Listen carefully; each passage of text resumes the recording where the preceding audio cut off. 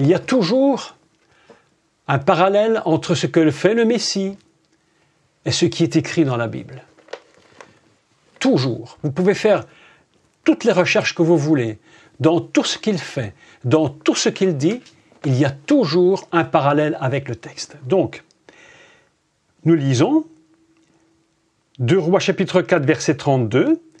Lorsque Élisée arriva dans la maison, voici, l'enfant était mort, couché sur son lit. Si j'avais pris le texte, mes amis, si j'avais pris ce texte, le détacher sans vous dire d'où je l'avais pris, et le rajouter dans l'évangile de Matthieu que nous avons lu, ben ça ne vous aurait même pas troublé. Ça ne vous aurait même pas effleuré la tête. Vous auriez dit, bon, c'est peut-être une version différente. Mais en réalité, ça se trouve dans le livre des Rois. Lorsqu'Élisée arriva dans la maison, voici l'enfant était mort, couché sur son lit. Élisée entra et ferma la porte sur eux deux. Il pria l'Éternel, il monta et se coucha sur l'enfant, il mit sa bouche sur sa bouche, ses yeux sur ses yeux, ses mains sur ses mains, il s'étendit sur lui et la chair de l'enfant se réchauffa. Élisée s'éloigna par la maison, puis remonta, s'étendit sur l'enfant, et l'enfant éternua 7 fois, et il ouvrit ses yeux. Mes amis, ce que le Messie fait est toujours appuyé sur quelque chose qui avait déjà été dans la parole. C'est pourquoi toute la parole, tout ce que les Juifs appellent le Tanakh, les 24 livres juifs, le Messie sait que c'est sur cela qu'il fonctionne. Il ne fonctionne pas simplement sur une idée personnelle. Il ne fonctionne uniquement sur les choses qui sont écrites et dites de lui. C'est très important. Même la prophétie, souvent que les gens font, doit toujours, et la parole est très claire, être en analogie, c'est-à-dire analogue à ce qui est écrit. C'est pourquoi il y a tant de choses qui se disent et qui sont des erreurs, parce qu'elles ne sont pas en analogie. Jésus fonctionne en analogie avec ce qui est écrit de lui. D'ailleurs, il le dit, « Il est écrit de moi ». La fonction du Messie, c'est savoir ce qui est écrit de lui. C'est très, très, très important de comprendre cela. Lorsque nous regardons encore un autre exemple de multiplication, lorsque le Messie multiplie les pains, lorsque le Messie multiplie les poissons, c'est pas seulement parce qu'il les aime. Bien sûr qu'il les aime. Et bien sûr qu'il voudrait le faire, bien sûr que dans son cœur, il veut faire quelque chose pour cette foule. Mais il ne va pas faire n'importe comment. Il va le faire parce qu'il sait qu'il est écrit de lui dans la parole, dans le Tanakh, qu'il y a eu un exemple lui-même à cette époque. Et quel est cet exemple? Eh bien, c'est l'exemple d'Élisée qui va donner la nourriture là où il n'y en a pas. Il n'y avait plus rien, mais il va produire de la nourriture. Le Messie, lui, étant complètement connecté à la parole, sait très bien que ce qu'il fait est quelque chose qui déjà a été fait. Parce que cette chose est faite au niveau du ciel. Mes amis, tout miracle, toute guérison, toute chose que le Messie fait n'est faite que parce qu'elles sont connues là-haut à l'avance. Je vais vous donner un grand secret, qui n'en est plus un maintenant, puisque je vais vous le dire, mais c'est très important, écoutez-moi bien, c'est très important. Toute ta vie est déjà écrite là-haut et tout est connu. Dieu sait quand tu vas naître, il sait quand tu vas mourir. Il sait si tu monteras au ciel sans mourir.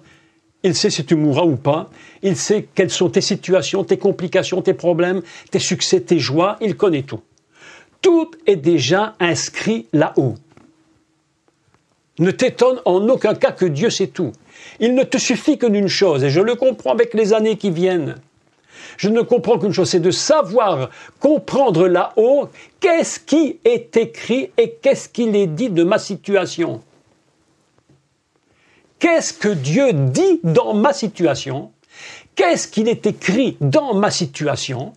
Parce que je vais vous dire, votre nom, lorsque la Bible nous dit une chose absolument formidable, il dit que notre nom est inscrit dans le livre de la vie. Mais le livre de la vie, c'est quoi? Mais c'est l'éternité. Tu es connu dans tous les détails de ta vie. Et Yeshua, le Messie, va chercher, quand je dis chercher entre guillemets, il va savoir trouver le texte qui parle de lui dans telle et telle situation. Lorsqu'il multiplie les pains, il n'en est pas du tout étonné, parce que la nourriture peut se multiplier. Il l'avait déjà vu, c'était déjà quelque chose de connu. Parce que c'était là-haut que ça se produisait. Et c'est là, mes amis, qu'on se rend compte de la puissance des prophètes comme Élie, des puissances des prophètes comme Élisée. Vous avez vu cette femme qui n'avait pas d'huile. Elle n'avait qu'un tout petit peu d'huile. Il dit, mais c'est pas un problème. Va chercher des vases. Tant que tu en trouves, écoutez le texte. Tant que tu en trouveras, tu pourras multiplier ton huile, ça ne s'arrêtera jamais. Si l'huile s'est arrêtée, c'est parce qu'il n'y avait plus de vases. Mais s'il y en avait eu, c'était autant qu'elle en voulait. C'est pourquoi la Bible nous enseigne que quand Jésus multiplie les pains et les poissons, il est écrit, ils en prirent autant qu'ils en voulurent. Parce que déjà, la chose existait. Mes amis, le Messie sait très bien que ce qu'il fait est écrit. Ce n'est pas des choses d'hommes. Ce n'est que des choses célestes. Des principes divins absolument inimaginables. Vous imaginez là comment le Messie est capable de contrôler les éléments. Il parle à la tempête qui se calme, il parle au pain qui se multiplie, il parle à quelques poissons qui se multiplient, parce que tout est déjà écrit. Tout fonctionne au niveau du divin. Ce qui nous empêche d'aller plus loin, c'est tellement nous sommes limités à la terre. Nous sommes tellement limités à ce que nous voyons ici-bas, à ce que nous touchons, à ce que nous entendons. Mais mes amis, nous devons absolument apprendre à nous connecter à cette parole. Est-ce que la chose est écrite à mon sujet, oui ou non? Si elle est écrite, alors ne doute jamais que la chose va s'accomplir.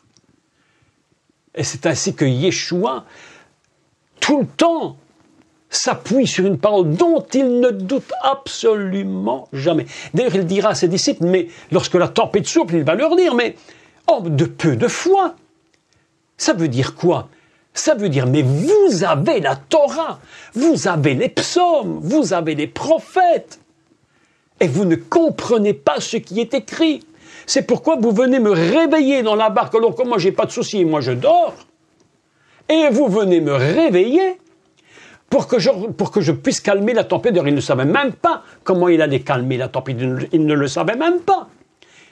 Mais Yeshua, lui, dans la situation, connaît la parole. Et il leur dira, homme de peu de foi, mais comment vous pouvez douter? Mes amis, nous devons nous dire cette question. Comment nous pouvons douter de ta parole? Si nous doutons encore de sa parole, c'est parce que nous n'avons pas compris réellement ce qu'elle représente là-haut.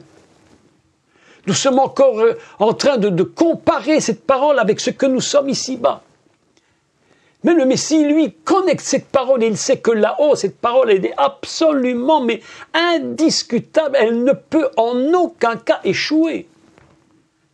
C'est la maîtrise totale du temps, la maîtrise des éléments, la maîtrise des choses. Tout est écrit, tout est écrit.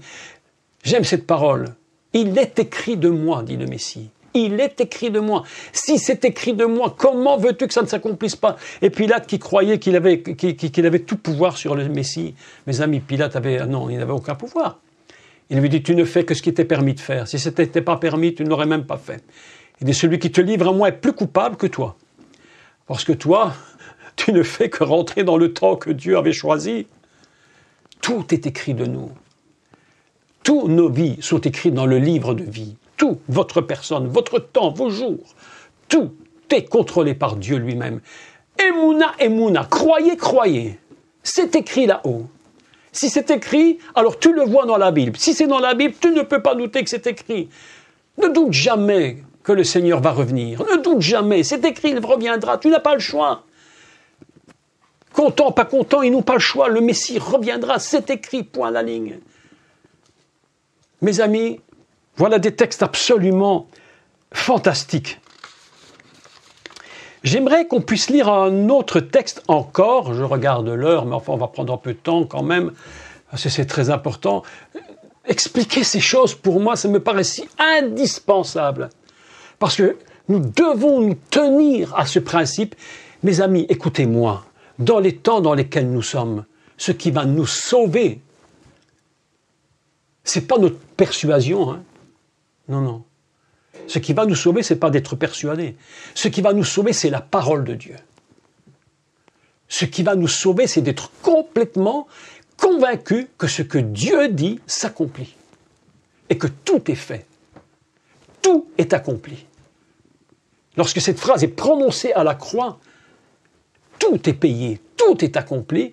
Ça ne veut pas seulement dire tout est accompli maintenant que je suis mort, ça veut dire tout est accompli de toute éternité, c'était déjà accompli, et maintenant je ne rentre que dans un temps qui est en finalité une concrétisation d'éternité. La vie du Messie sur la terre, c'est une concrétisation de l'éternité, mes amis. Vous êtes une concrétisation d'éternité. Je le suis et vous l'êtes aussi.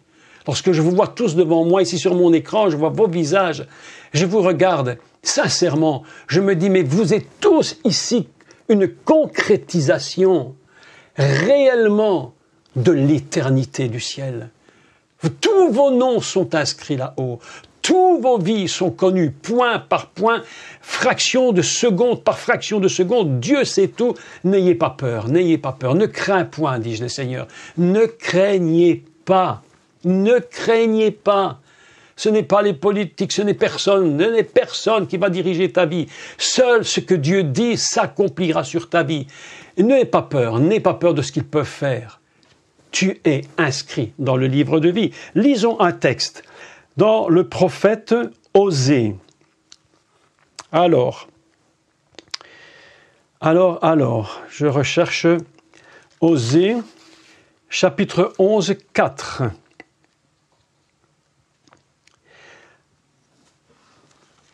Chapitre 11, 4. Alors,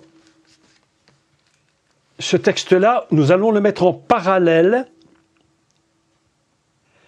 avec Matthieu, chapitre 2, verset 5.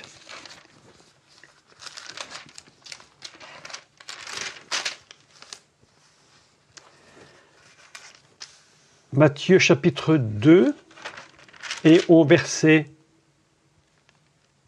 verset 15. Verset 15. Matthieu, chapitre 2, verset 15. Aujourd'hui, ce que nous faisons est simple. Nous mettons en parallèle des textes en parallèle uniquement pour vous montrer que ce qu'est le Messie, ce qu'il est maintenant, c'est ce qui s'était déjà passé. Il s'appuie toujours sur la parole. C'est pourquoi le Messie connaît l'autorité du Tanakh. Il connaît l'autorité des prophètes. Il sait d'où viennent ces prophéties. C'est pourquoi il est tellement certain d'où elles viennent qu'il ne remet jamais en question la parole. Mes amis, ne remettez jamais la parole en question. Jamais, jamais, jamais. Jamais, jamais, ne méritez pas. Et nous lisons. Vous vous souvenez que le Messie avait été, on a voulu le tuer. Et encore là, ça nous rappelle évidemment la mort des premiers-nés en Égypte lorsque le pharaon voulait tuer tous les premiers garçons. Et parce qu'il se disait, si par hasard un Messie vient là-dedans, c'est une catastrophe, tuons tous les premiers-nés. Et nous lisons le texte, si vous voulez, au verset 15. Il resta jusqu'à la mort d'Hérode, afin que s'accomplisse, écoutez bien, ici, il faut souligner les mots, afin que s'accomplisse ce que le Seigneur avait annoncé par les prophètes. Même la vie du Messie, sans que lui puisse en être, producteur de lui-même de faits, ce qui était accompli ne pouvait pas être autrement. C'était impossible. Alors c'est le verset 15, chapitre 2, Matthieu 2, verset 15. Il resta jusqu'à la mort d'Hérode, afin que s'accomplisse ce que le Seigneur avait annoncé par les prophètes. J'ai appelé mon fils hors d'Égypte. c'est parce que c'est écrit que la chose s'accomplit et qu'elle va s'accomplir pour le Messie. Elle est écrite, ça doit s'accomplir. Donc, nous prenons maintenant le prophète Osée, chapitre 11, et nous allons lire quelques textes, parce que là, vraiment, ça vaut la peine de le lire. Je vais vous expliquer quelque chose de très, très intéressant concernant cette prophétie. D'accord ? Il est écrit, donc je lis. Osée 11, à partir du verset 1. Quand Israël était jeune, je l'aimais. Il parle de quoi? Il parle lorsqu'ils étaient en Égypte. C'était mes enfants. Je les ai aimés. Et j'appelais mon fils hors d'Égypte. Voilà que nous lisons dans Matthieu que la chose s'est produite, non pas par hasard, pas sur un coup de tête, parce qu'elle était écrite. Si elle n'avait pas été écrite, elle n'aurait pas eu lieu. Il fallait qu'elle soit écrite pour qu'elle puisse se produire. Non, mais écoutez, le texte est absolument... Je ne sais pas si vous ressentez ce que je ressens, mais il y a une dimension dans cette parole, selon qu'il était écrit. C'est pourquoi la chose devait s'accomplir. Il y a un autre texte plus tard où le Messie est sur la croix, et il va dire « J'ai soif », selon qu'il est écrit. Il y a des choses elles vont s'accomplir dans sa vie simplement. Il était bébé, il ne pouvait rien faire, mais la chose s'accomplissait parce que c'était écrit. J'insiste, mes amis, c'est écrit, ça va s'accomplir. Écoutez la suite, parce que la suite est magnifique. Je l'appelais mon fils hors d'Égypte. Mais ils se sont éloignés de ceux qui les appelaient. Ils ont sacrifié au Baal et offert de l'encens aux idoles. C'est moi qui les guidais. C'est moi qui guidais les pas d'Éphraïm. Éphraïm, c'est un nom magnifique. On peut le traduire par double production de fruits. Voilà. C'est dans la racine pris. Et Éphraïm, on pourrait traduire engendré 2 fois, si vous voulez. Double engendrement, si vous voulez. Le soutenant par les bras. Et ils n'ont pas vu, écoutez, c'est dans la suite du texte, que je les guérissais. C'est dans la suite de Matthieu. Il a appelé le fils hors d'Égypte, il retourne en Israël et il va accomplir un ministère de guérison. Il va produire ce qui est écrit. Écoutez la suite. Ils n'ont pas vu que je les guérissais. Je les tirais avec des liens d'humanité. Écoutez ici le texte, écoutez. On va relire le texte parce que ça, vraiment, il faut le relire. Je les tirais avec des liens d'humanité, avec des cordages d'amour. Je fus pour eux comme celui qui aurait soulevé le joug de leur bouche. Mes amis, écoutez, première petite particularité, dans ce texte, lorsque je l'ai lu, j'étais un peu stupéfait, parce que je me suis dit, ils ont enlevé on les faisait taire. Tais-toi. Dieu dit, c'est moi qui enlève. C'est moi qui l'enlève. Je vais vous dire, écoutez, il y a des mots que je ne dis pas sur le cours. Je vais vous dire pourquoi. Parce que quand on les dit, ça vous paraît fou, mais il y a un décodage à certains mots, et lorsque certains mots sont pris et reconnus par le système, il supprime les vidéos. Et j'ai un de mes amis qui a eu le cas, déjà 2 fois. Tu dis un mot qui ne leur plaît pas, il décode le mot, la vidéo est supprimée. Mais vous m'avez compris. Il a tiré le joug qui était sur leur mâchoire. Mais je vais relire le texte en hébreu maintenant, et vous allez écouter quelque chose de formidable. Avec des cordages d'humanité, je les ai tirés. En hébreu, on dit Beravli Adam, avec des cordages, on pourrait traduire ceci, avec des cordes d'Adam, des cordes adamiques. Comment? Des cordes Adam? Tu les as retirées avec des cordes Adam? Donc ces Adam étaient comme des cordes qui ont retiré. Mais qui est cet Adam? L'apôtre Paul nous le dit. Adam, c'est le Mashiach. C'est la nature fondamentale du Mashiach. Beravlei Adam, avec des cordes d'amour, avec des cordes adamiques. Je les ai tirés. Emsherem, je les ai tirés.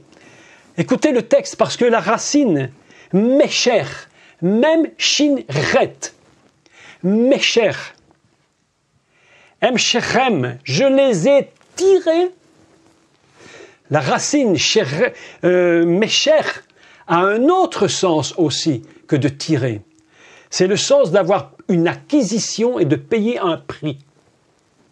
Avec les cordes de Adam, j'ai payé le prix pour les retirer. Un texte magnifique. J'ai appelé mon fils hors d'Égypte. C'est écrit parce que c'était déjà prophétisé. Avec des cordes d'Adam, j'ai payé un prix pour faire l'acquisition. C'est extraordinaire comme texte. Ça nous rappelle immédiatement le prix que le Messie paye pour son peuple. Voilà, c'est ça qui est écrit. Puis, Behavotod Hahava, avec des liens d'amour. Avec des liens, et vous vous rappelez que Ahava, c'est égal à 1, Echad, 13. On peut donc faire une lecture qui est celle-ci, avec des cordes de Adam, j'ai acquis en payant le prix, et avec des liens de l'unité divine, je t'ai aimé. Texte extraordinaire texte. Mais comment un petit texte qui est pris dans Matthieu, où il est écrit par le prophète, j'ai appelé mon fils hors d'Égypte, nous révèle tout le secret que le Messie va utiliser. Autrement dit, nous rappelons encore une chose, il ne fait rien, et c'est bien ce qu'il dit, s'il ne l'a pas vu, et il ne dit rien s'il ne l'a pas entendu. Vous imaginez un texte comme celui-là, c'est absolument extraordinaire. Absolument extraordinaire. Et il dit, et j'étais pour eux comme celui qui lève le joug, et le texte est traduit sur leur bouche, mais ici, il est écrit, mais si vous prenez le texte, les reiem, c'est sur leur vie. J'ai enlevé le joug, traduit sur leur bouche, mais en réalité, c'est sur leur vie. Les reiem, j'étais jeune, veheye, lahem, j'étais pour eux. Kim rimei, comme le vent, ol le joug. J'étais pour eux comme celui qui a levé le joug de sur leur bouche ou de sur leur vie. Nous sommes en plein dans des faits actuels. Le joug qu'on met sur toi, en réalité, c'est sur ta vie qu'on le met. C'est sur ta vie. On te fait taire, c'est pour ta vie. C'est un joug qu'on met sur toi. Très puissant joug. Elle dit, c'est moi l'Éternel qui te fait sortir de l'Égypte pour te libérer de ce joug. Pourquoi je vous dis aujourd'hui, il faut rester en paix. Restons en paix. Tout est connu de Dieu. Il connaît tout, il contrôle tout. Donc, on pourrait choisir évidemment des textes, et j'en ai choisi ici beaucoup d'autres, je n'ai même pas le temps de tout expliquer. lorsqu'il est écrit qu'on mit juste un passage dans Jean 19,4, Jean 19,4 nous dit qu'on plaça sur sa tête une couronne d'épines. Mais pourquoi a-t-on placé une couronne d'épines? Quelle en était la raison? Est-ce qu'il y a un texte dans la Bible qui nous parle de cela, des épines? Eh bien oui, il y en a un. Il est écrit dans Bereshit chapitre 3, si je ne me trompe, que la terre produira des ronces et des épines à cause du péché. On appelle ça en hébreu kotz vedardar. Kotz vedardar, des ronces et des épines. Il y a tellement de choses à expliquer dans ce texte.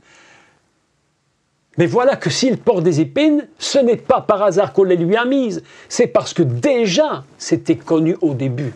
Quelque chose en parlait dès le départ.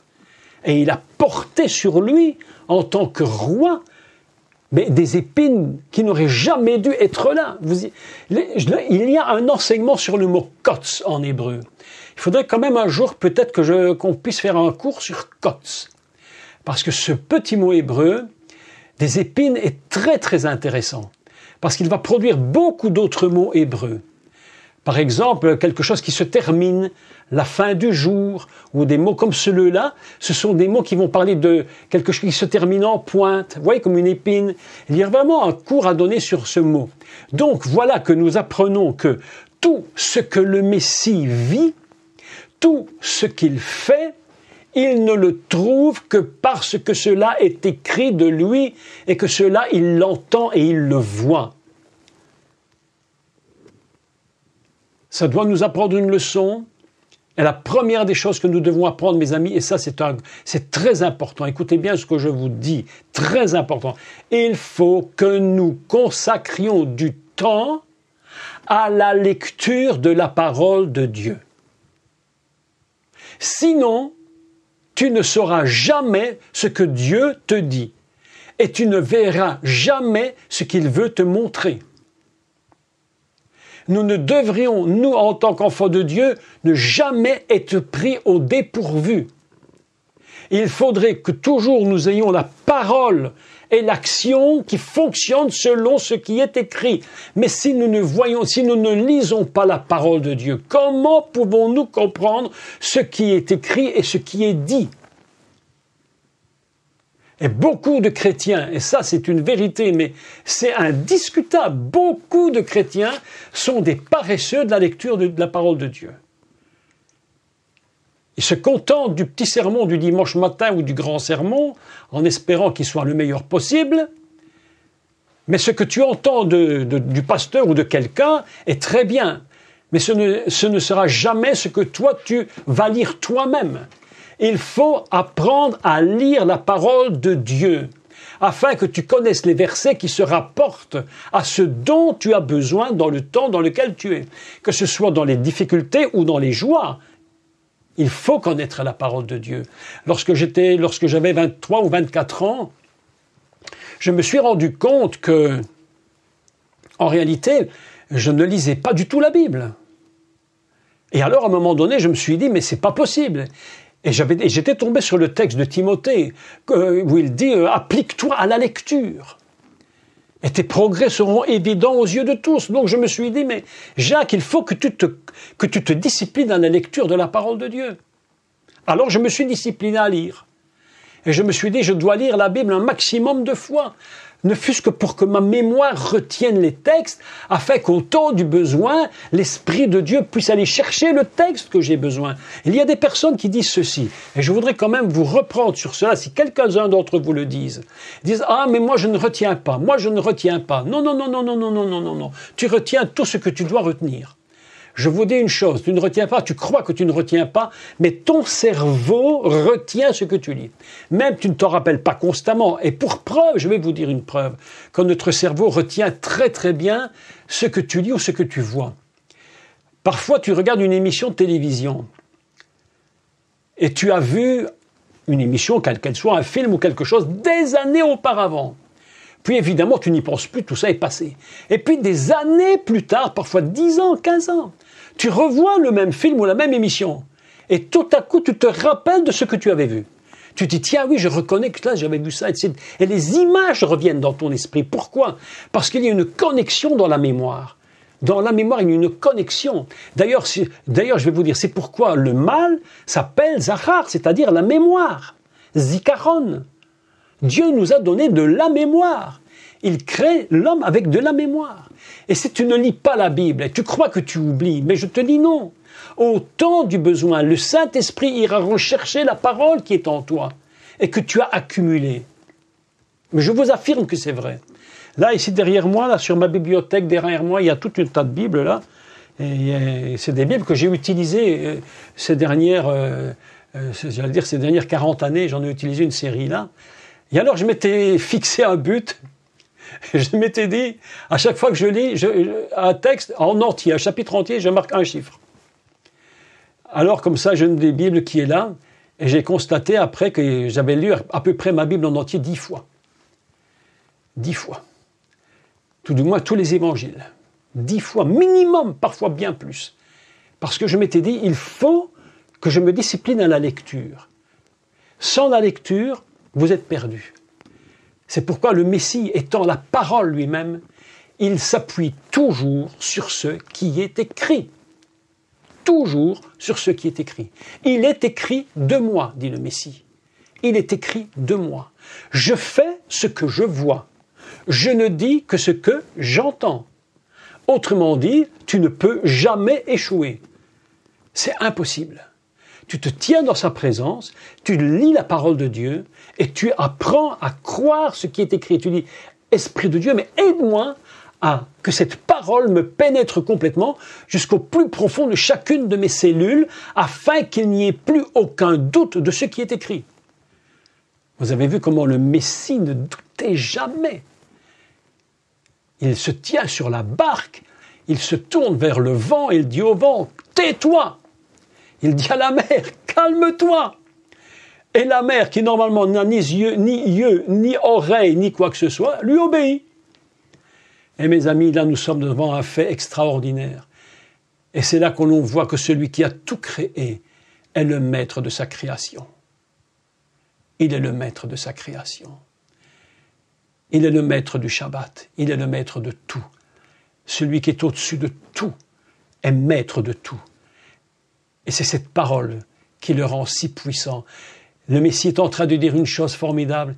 Il dit, moi, en tant qu'homme dans la chair ici-bas, je ne suis que ce que je suis. Car ce qu'il dit, moi, comme vous, je ne peux rien faire. Mais lorsque je suis dans la parole d'en haut, alors tout m'est possible. Et rien n'est impossible à celui qui croit. Et ces petites paroles que l'on dit, et qu'en finalité, on croit si peu, eh bien, mes amis, elles prennent toute leur force. Et nous devenons des hommes et des femmes de foi. La foi vient lorsque nous puisons dans la parole. Et que nous nous efforçons d'être des hommes et des femmes fidèles à la lecture de la parole. Votre Bible, vous devriez en avoir dans une vie d'homme, vous devrez en avoir au minimum 5 ou 6. Usez jusqu'à la corde pour que vous puissiez connaître ce que Dieu dit de vous, de vos situations, et que vous ne soyez jamais pris au dépourvu. Jamais pris au dépourvu. Qu'est-ce que tu dis, mon Dieu? Mais qu'est-ce que tu me dis? Mais qu'est-ce que je vois de toi? Et le Seigneur dit, ne doute pas, cette parole, c'est moi, c'est l'éternité. Voilà mes amis, en quelques mots, je voulais vous parler aujourd'hui de cela parce que je crois que c'était très important que nous puissions reparler des choses fondamentales. C'est pas d'immenses cours d'hébreu, mais c'est fondamental pour que nous puissions traverser les temps, traverser les tempêtes, traverser tout.